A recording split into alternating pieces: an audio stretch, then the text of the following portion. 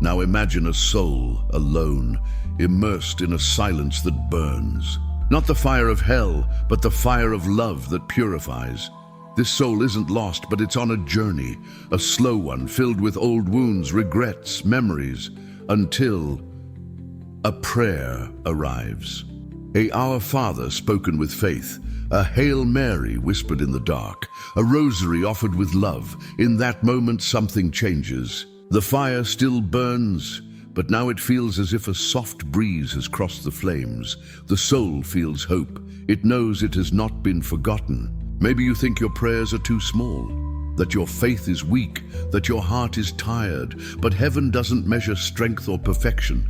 Heaven responds to love. And when you love a soul enough to pray for it, you become a co-worker in the work of salvation.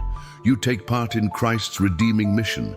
You become a bridge between time and eternity.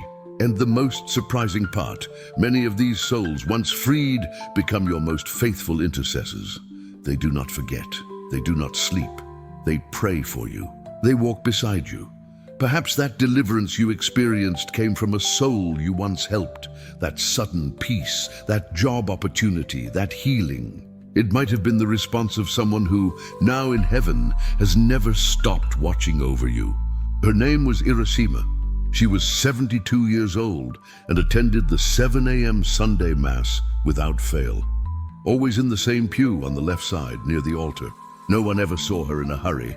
Her wrinkled hands held the rosary like someone holding on to an ancient hope, and her tired eyes were always fixed on the crucifix, as if waiting for an answer that never came. Many thought she was just another lonely widow.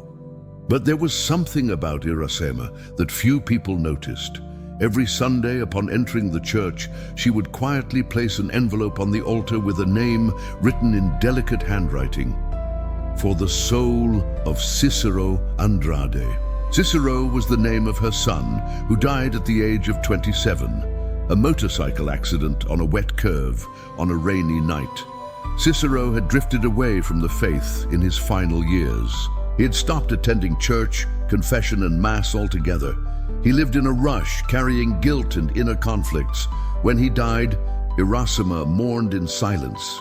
And from that moment on, she began to offer a mass every week for his soul. She never said a word about it. She simply placed the envelope, knelt down, and prayed with tear-filled eyes. For years, that church pew was the altar of her grief, but it also became the stage for a miracle.